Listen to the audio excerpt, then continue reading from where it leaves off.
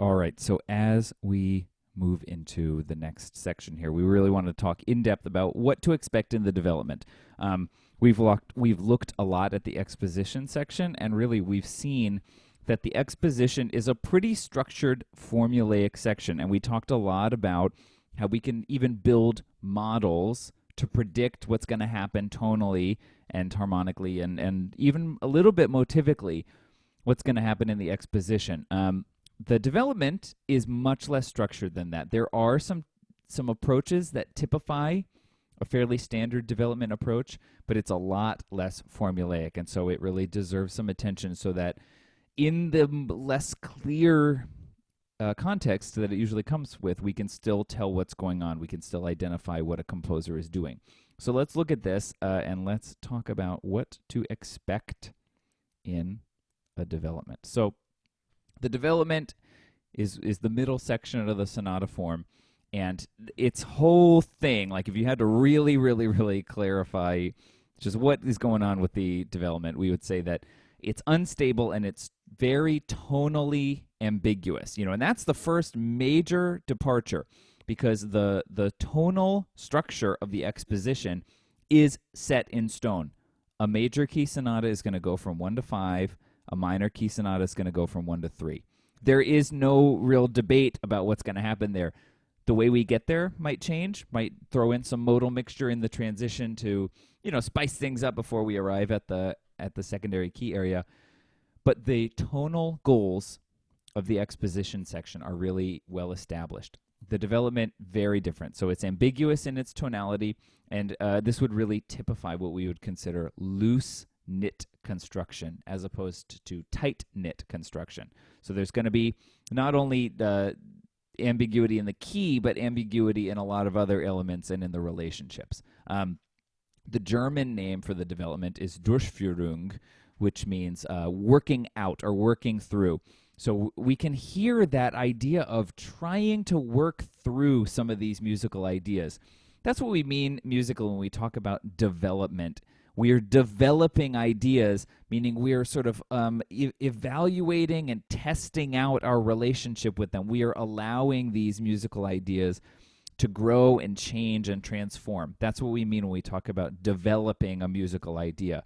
And the German really captures it. We're working through these ideas. When you're sort of trying to weigh your options on a decision, you can kind of find yourself like talking to yourself, at least I do, sort of muttering to yourself, what if I did that? I don't know. But that's what then this one, we're working through it. And it's the same thing in the development. We are working out these ideas. We are developing these musical thoughts, feelings, emotions, motives, all that. And one of the best ways that a piece of music can develop on an idea is to reuse an old motive, reuse old material in a new way, so that we recognize what we're hearing, but we're hearing it in a new context. Maybe it's in a different key. Maybe it's sort of changed so that it's much more fluid. There's a lot of ways that this can happen, but you want to be on the lookout for how a composer is integrating material from the exposition, from previous in the piece, and developing it, using it in a new or distinct way in the development. The development is much, much, much less formulaic, as I mentioned, than the exposition. So, we're not going to get these 3 subsections with the ska having even 3 subsections or, ska 1, 2, 3 kind of thing. The development doesn't really work like that, but there are some common approaches that are worth pointing out, and that's what we're going to focus on, sort of one of the more unifying approaches to the ambiguous, often diverse development strategies that there can be. And so what we're looking at here is what has been called the Precore core technique. I think core is kind of a cool name for a section in this piece. Precore leaves a little bit to be desired, but it's very clear about where it happens. So let's dive in here. This is, of course, a really big generalization. Like I said, the development is so much less formulaic, so we can't expect there to be a model that fits even maybe a significant majority of pieces, but this is a really good way of understanding what's going on in a development section. I would say this is relatively common in Mozart and Beethoven. Haydn, maybe a little early for the Precore core technique. So if you're looking at a Haydn piece, you're maybe not going to find it. And there's always a little bit of wiggle room with this idea in Beethoven and Mozart. The main thing that we will see is that the presence of a Precore is sometimes debatable. And so some pieces go right into the core, which is kind of why core gets the more defined name, and Precore is there kind of completely dependent on a core. So that's just something to think about. Let's sort of dive in here, though, and see what we mean by these terms. So when we talk about the Precore, it has a couple elements to it. Number one is it's confirming the tonal distance from tonic. So what that means is, in a piece, we started in a key, and by the end of the exposition, we've modulated to 5, or if we're in a minor key, we've modulated to 3. We've moved away from the home key. And the Precore, one of its first and most critical jobs, is to confirm that we are still far away from the home key. We are still away from the tonic. So that's an important tonal goal. But its other element is that it's relatively calm-ish. That's not to say it's always going to be serene and beautiful music, but it's much more calm and easygoing sounding than the core, which is typified by, there's a German term, Sturm und Drang, which sort of characterizes the overall tumultuous nature of a lot of romantic German literature and art of all different times. Sturm und Drang translates to storm and stress. So we often see that in the core, which is partly why the Precore, it's important to be relatively not crazy, not super fast notes, not slamming on the keys. So the Precore tends to be calm-ish, and the core tends to have this storm and stress kind of thing to it. There's a lot more going on here than just the surface level, what they sound like, but that's an intro in. So let's get a little more in depth here, though, and talk about the Precore. So if there is a Precore, it will happen right at the start of the development section. And what we are really expecting to see here is a reusing or a repeat of some material from the exposition. And so it's really common to see a fragment from the main theme, right? That basic idea that we've been talking about. Could see a melody from the secondary key area. You could see a melody from the transition if it has its own independent melodic idea. But the big thing here is that they're not going to be in the original key, right? So since the Precore is here to confirm our tonal distance from tonic, we're not going to hear these melodies in the original key. So there's a lot of different ways that we could hear this. If we got to the end of the exposition, we're in a major key sonata. We're, of course, going to be in 5. And so you could hear, let's say, the main theme in the key of 5 at the beginning of the development. That would be material from the exposition, but not in the home key. We would be in 5 related to tonic. But there's a lot of options. There's by no means a standard way to do this. Maybe to sort of switch it up, instead of having, let's say our main theme was very great main theme, right? So if that's our main theme, if we then got to the end of the exposition in 5, that first option would have been to just hear that main theme in the major 5 key. But let's say we get there, and then maybe at the start of the development, we hear it in a minor key. That sort of confirms our distance. That confirms that we're going somewhere. And then in even a more broad departure, what if we heard the material that we were first introduced to in Ska 1 in a key like minor 6, right? So we're in C. By the end of the exposition, we get to G major. Let's say then at the beginning of the development, that was our Ska 1 theme, but now we're hearing it in 6, A minor, something like that.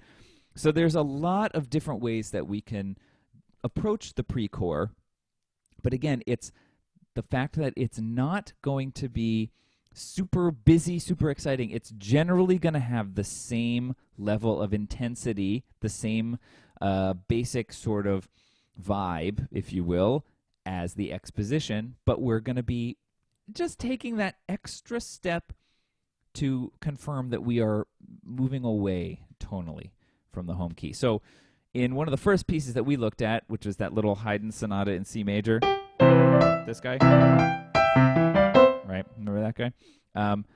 We had a very, very, very predictable approach here. So this was in C major. So at the end of the Exposition, we had this material up here, right? And we see that we got to, we're in 5, right? So we had this. Where is it?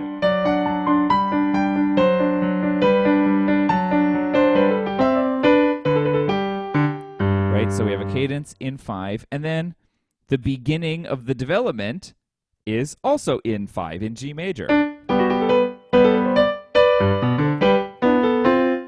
Well, that wasn't it there. But what material is that if I played it right?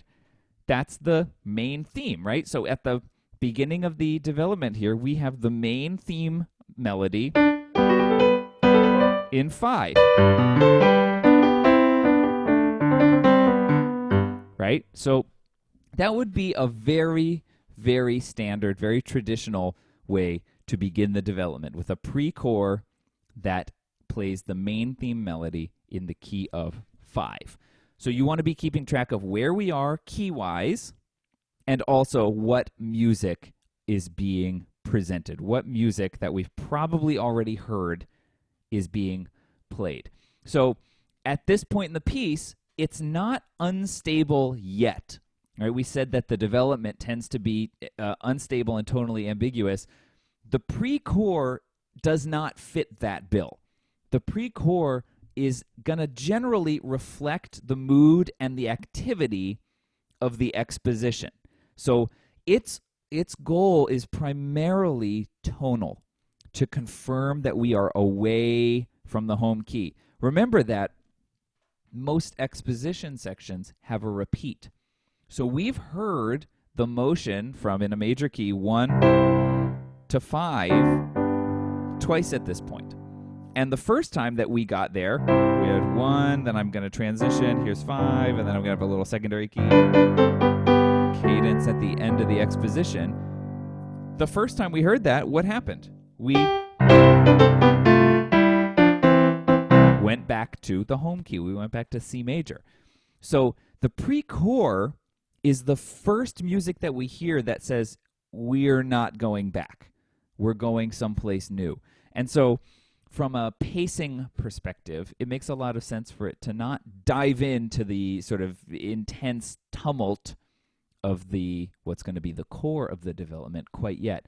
It's just taking that first step beyond the structured, tight-knit content of an Exposition. But we obviously are going to get there eventually. So that's what the core of the development is about. So this is tumultuous, unstable, tends to be kind of intense. I had a teacher who would often use the word, this is where you see the flashy fingers, right? So a lot of crazy notes, a lot of fingers just running around. That typifies the core. I wouldn't use that as the main way of analyzing a core section, but it's not a bad way to just sort of quickly recognize what's going on. So this section has a clear contrast to that sort of general stability in mood of the Precore, and it's really getting rid of any of that tight-knit or recognizable, structure that we would have been sort of borrowing from the Exposition in the Precore. So things to be looking out for in the core would be that, number one, we really are not going to get any cadences. We talked in the secondary key area that there are going to be not as many cadences, that the cadential material is probably going to be weaker. because in the ska section, we want to be able to hear that there are these 3 areas, 2 or 3 areas, that are generally connected to one another, so there's not going to be these big separating cadences. That's nothing compared to the lack of cadential material in the core of a development section. So this is really open-ended, and that's part of why we talk about it being so tonally ambiguous, because we know that cadences confirm what key we're in.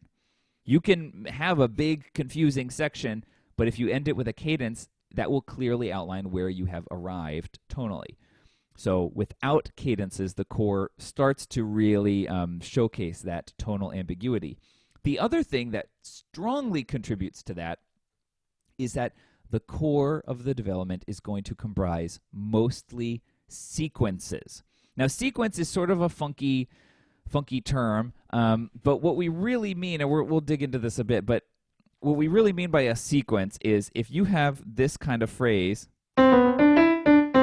right? Let's say that's my little motive. A sequence would be to take that and move it. Or do it. Right? I'm sequencing. Look, Ma, I'm sequencing. That's a sequence. And so we're moving that around, and that tends to be kind of connected to an idea of a greatly increased rhythmic texture, and that's where that flashy fingers idea was that I was talking about. So the sequence that's going to happen in the core is often built on a small fragment of music that we would have heard in the exposition. So what I just did there, we would expect to hear that as a sequence in the core if that was, let's say, the beginning of the main theme, or the beginning of ska 2, or the beginning of the transition, something recognizable. And we're going to hear this because that's how the composer develops that idea. They sequence it. You say it again and again, trying to work your way through it, right? And so the thing to keep in mind is that I'm playing just very short examples. Right? That's certainly a sequence, but we tend to see these sequences take up a much longer time. So 4-8 measures of sequencing a long musical concept, a long musical phrase. So it's not these teensy tiny little things. The sequences tend to be broad statements of an idea that are being repeated. And the thing that we like to think about is that they often happen in a discernible pattern. So you could hear something like circle of fifths, stepwise motion. We talk a lot about descending thirds, things of that nature. So what I was doing was a stepwise sequence because I had an idea, and it was starting on C. My next one starts on D. Then I did it on E. Right? Then I went to F. So that would be a stepwise sequence. If I took that idea starting on C and did a circle of fifths, it would jump to G. Then it would jump to D. Then it would jump to A. That's a circle of fifths sequence. What about if I did it in thirds? It would go on C, then I could go down to A, then I could go to F, then to D. Right? So that's the way we can see these sequences. They tend to move in a discernible pattern, but again, it's these longer phrases, and so we often you really want to be listening for what's an idea that it sounds like the composer is just working through. They're saying it again and again. They're sequencing it to find the way that it feels right, or to sort of get themselves out of being stuck in this loop. And oftentimes in the core of a development section, there might be multiple sequences. So you might have a sequence of this melody that's in fifths. And then when you get out of it, you get to the end of that sequence, and you might have, let's say, a stepwise descending sequence.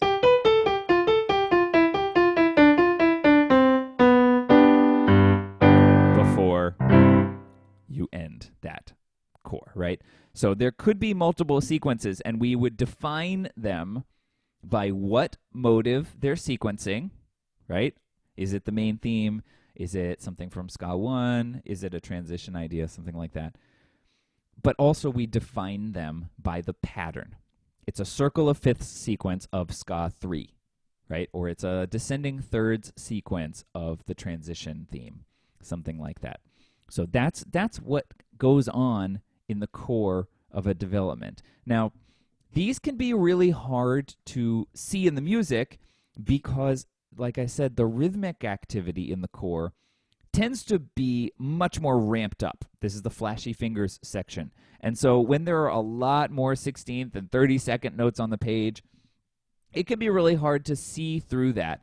And so we're going to let our friend Arnold here, Arnold Schoenberg, kind of give us some advice on how to analyze these, because obviously we want to get into the score and find them. But a first piece of advice is that the best tool of a musician is his or her ear. Schoenberg did not say his or her, but I'm sort of bringing Schoenberg into the 21st century here, maybe reluctantly, but his or her ear, because you can often hear a sequence more easily than you can see a sequence on the page. And so you want to trust your ear. That's why we've talked so much about all the ways in the exposition that a composer might repeat the main theme idea, right? We saw it at the very beginning. They might repeat the main theme in the beginning of the transition section. And then we talked about how ska 3 often features kind of a one more time approach. And then we repeat the whole exposition. So if that's the case, by the end of the exposition, you might have heard a main theme fragment 6 times. And then, what do you know? The composer might use that as the model for a sequence in the core. They're doing that so that you recognize it when they're repeating it. And so you want to really trust your ear when you're analyzing this to notice if you're hearing a melody that's being sequenced. This second quote, though, from Schoenberg, this is all caps. He wrote it in all caps, so why not? What's an excuse to use all caps? This second quote speaks to the way we can talk about or we can analyze the pattern that's going on. So Schoenberg says, watch the harmony, watch the root progressions, right, the roots of the chords, and watch the bass line.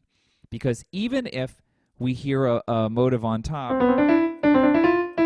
that's sequencing, you might find that the bass is doing something. That didn't really work, but you might find that the bass is actually moving in a circle of fifths or something like that. So you can identify where the sequence is happening with your ear, and then a lot of the times by looking at the bass line or looking at the root motion of the chords, you can identify the pattern that's happening. So those are just some thoughts from our boy Arnold Schoenberg to help us know kind of what's happening. I mean, he's deep in thought here, using possibly the worst way of notating music, just flat. But you do you, Arnold.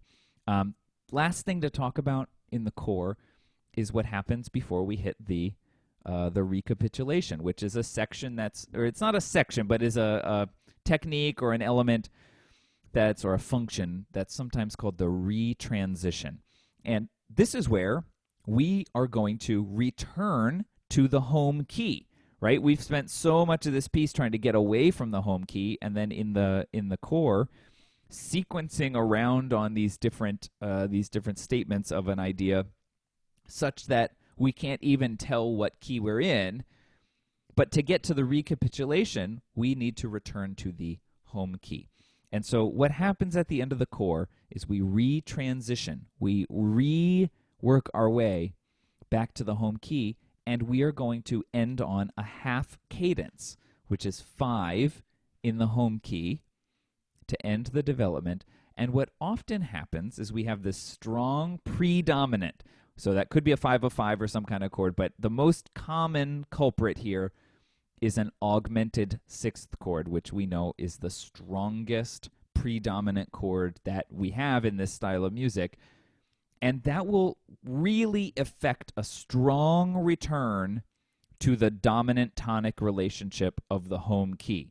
And to cement that even further, we often have a technique here that's called standing on the dominant, which is where you have a long stretch of a dominant pedal, right? The dominant of the home key, to just solidify and confirm that, yes, we have returned to the home key and we're just going to sit on 5 for a little while before landing at the recap with the return of the main theme in the home key. So this standing on the dominant is a really strong feature of the core. So if we think about what's going on in the development section, we often have a pre-core, not always, but most of the time have a pre-core, which is generally in the same mood as the exposition.